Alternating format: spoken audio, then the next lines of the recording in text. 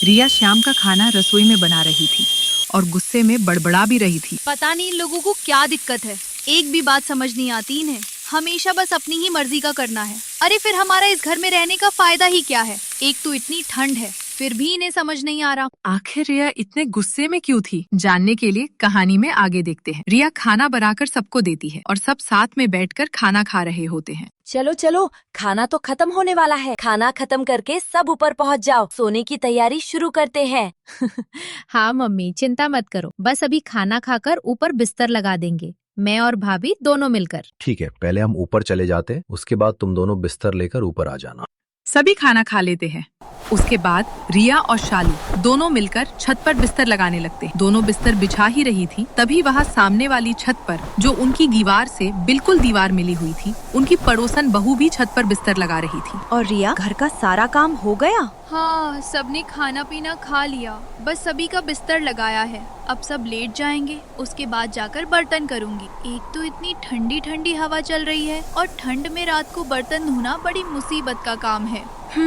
इसलिए ही तो मैं पहले सारा काम ही खत्म कर लेती हूँ, बाद में काम करने का मन ही नहीं करता, वो भी ठंडे पानी से। तभी वह रिया और रमा के ससुराल वाले ऊपर आ जाते हैं। अरे शीला, ऊपर आ गई? आज तो तू भी जल्दी छत पर आ गई, लेकिन आज तो बहुत ही ठंडी हवा चल रही है। हाँ, सच में बहुत ठंडी हवा चल रही है। हमने भी मोटी रजाई और कंबल निकाल लिए हैं और मैंने सोचा आज तेरे साथ गप्पे लड़ाऊंगी।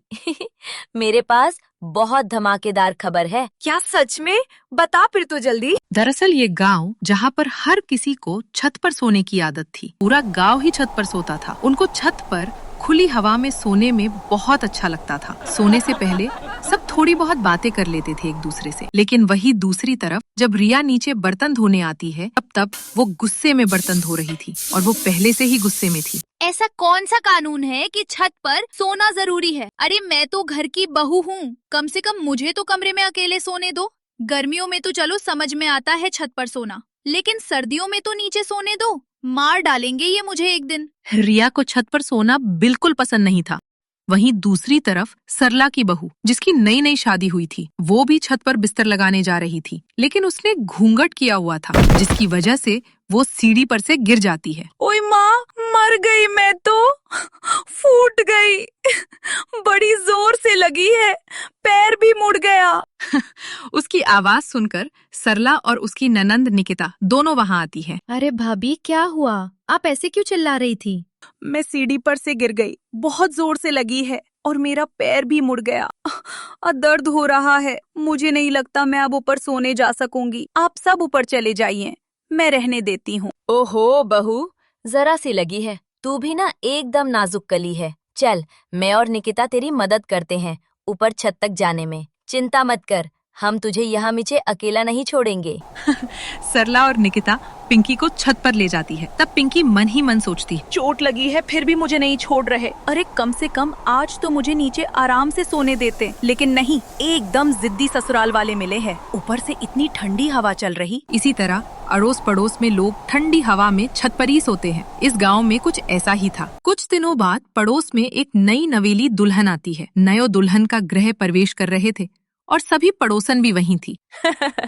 आजा बहू, घर में सीधे पैर से प्रवेश कर। तभी बिमला आंटी की बहू सीधे पैर से घर में प्रवेश करती है। हाँ, स्वागत है हमारे खुले गांव के ससुराल में। एकदम खुली और ताज़ा हवा का मजा लेना बहू। बिल्कुल सही कहा, हमारे गांव जैसा खुला वातावरण और कहीं नहीं मिलेगा। हमारी सभी बहुएं खुश रहती है। नई नवेली दुल्हन मनीषा को कुछ समझ में ही नहीं आता, लेकिन वही खड़ी सभी बहुएं कहती हैं, हाँ हाँ, बिल्कुल बिल्कुल, हम तो कुछ ज्यादा ही खुश हैं यहाँ। हर रोज ठंडी खुली हवा में सोने का हमें इतना अच्छा मौका जो मिलता है। अरे कुछ दिन पहले मैं सीढ़ियों से गिर गई थी, चोट भी लग गई थी, लेकिन फिर भी दोनों माँ बेटी छत पर लेकर गई मुझे सोने के लिए। जब अगले दिन नई बहू मनीषा सबको खाना बनाकर खिलाती है, तब खाना खाने के बाद जब मनीषा अपने कमरे में सोने जाती है, तब मनीषा की सास बिमला मनीषा को रोक कर कहती है, अरे बेटा, कहाँ जा रही है? चल जल्दी से बिस्तर लेकर आजा छत पर, वहीं पर हमारा बिस्तर लगेगा। ये बात सुनकर मनीषा को बड़ी हैरानी होती है। क्या कहा? छत पर? लेकिन ऐसा क्यों? अरे बेटा, हमारे यहाँ ऐसा ही होता है। पूरे गांव के लोग सभी छत पर सोते हैं एकदम खुली और ताज़ा हवा में। चल जल्दी कर, अब बहू आजा बिस्तर लेकर। बेचारी मनीषा को सास की ये बात सुनकर बड़ी हैरानी होती है, लेकिन वो नई नवेली दुल्हन थी तो ज्यादा कुछ बोल नहीं पाई और चुपचाप बिस्तर लेकर सास के पीछे पीछे छत पर चली गई। छत पर जाकर चारों तरफ जब मनीष देखती है तो पूरा गांव ही छत पर बिस्तर लगा रहा था। तभी सामने वाली आंटी कमला की बहू रिया मनीषा को देखकर कहती है, बेचारी शादी के दूसरे दिन ही छत पर सोना पड़ रहा है। पता नहीं बेचारी के मन में क्या क्या सवाल चल रहे होंगे। सभी बिस्तर लगाकर सो जाते हैं, लेकिन बेचारी मनीषा को नींद ही नहीं आती ठंडी हवा में। ये कैसे लोग हैं? मुझे लगता है इनके अंदर दिमाग ही नहीं है। ससुराल वालों को क्या ही बोलूं, जब पूरा गांव ही पागल खाना है तो इतनी ठंड में छत पर कौन सोता है? मुझे तो बिल्कुल नींद नहीं आ रही। इसी तरह सभी गांव वाले हर रोज रात को छत पर सोते थे, लेकिन किसी की भी बहू को नींद नहीं आती थी। एक रात जब सभी आराम से सो रहे थे तो रिया को बिल्कुल नींद नहीं आती है। रिया परेशान होकर उठकर छत के दूसरे कोने में टहलने के लिए जाती है। उसी तरफ सभी बहुएं बेचारी एक साथ खड़ी होकर बात कर रही होती है। तभी पिंकी रिया से कहती है, अरे रिया, तुम भी परेशान होकर आ गई। हम सब यहाँ परेशान होकर एक दूसरे से दुख बांटकर मन हल्का कर रहे हैं। आओ तुम भी हमारे साथ खड़ी हो जाओ। बस बहुत हो गया।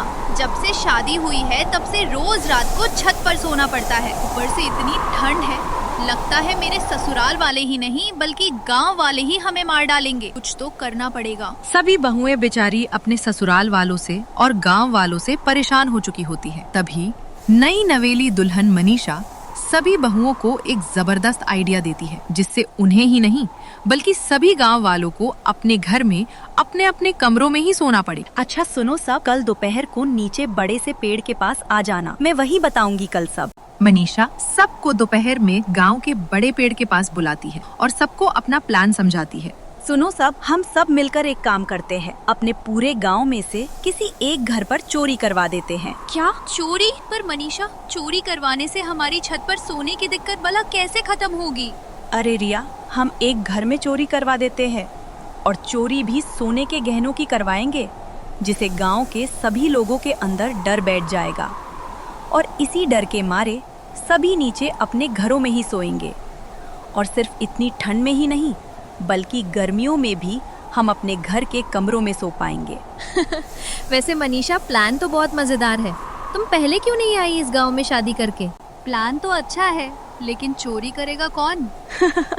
चोरी मैं करूंगी। जब सब रात को छत पर सो रहे होंगे तब मैं चुपके से नीचे आकर अपने सारे गहने छुपा दूंगी और पूरे गांव में सुबह हला मचा दूंगी। मनीषा का प्लान सुनकर सभी बहुएं खुश हो जाती है और अगले दिन जब सब रात को छत पर गहरी नींद में सो जाते हैं तब मनीषा चुपके से जाकर अपने सारे गहने कहीं और छुपा देती है और वापस छत पर सोने चली जाती है। अगले दिन जब मनीषा अपने कमरे में जाती है तो पूरे घर में हल्ला मचा देती है। तभी सारे गांव वाले पंचायत बिठाते हैं और फैसला करते हैं। सभी आ गए। देखो गांव वालों, मुझे ऐसा लगता है कि हम सभी को अब ताज़ी हवा में ना सोकर अपने घर में ही सोना चाहिए। कल रात को चंद्रपाल जी के यहाँ सोने के गहनों की चोरी हो गई। कल पता नहीं किसके घर से क्या चोरी हो जाए, इसलिए हम सभी आज से अपने अपने घरों में सोएंगे। मनीषा का प्लान बहुत अच्छे से काम कर जाता है और सभी बहुएं कोने में खड़ी होकर मुस्कुरा रही होती है, क्योंकि जब घी सीधी उंगली से ना निकले तो उंगली टेढ़ी करनी ही पड़ती है।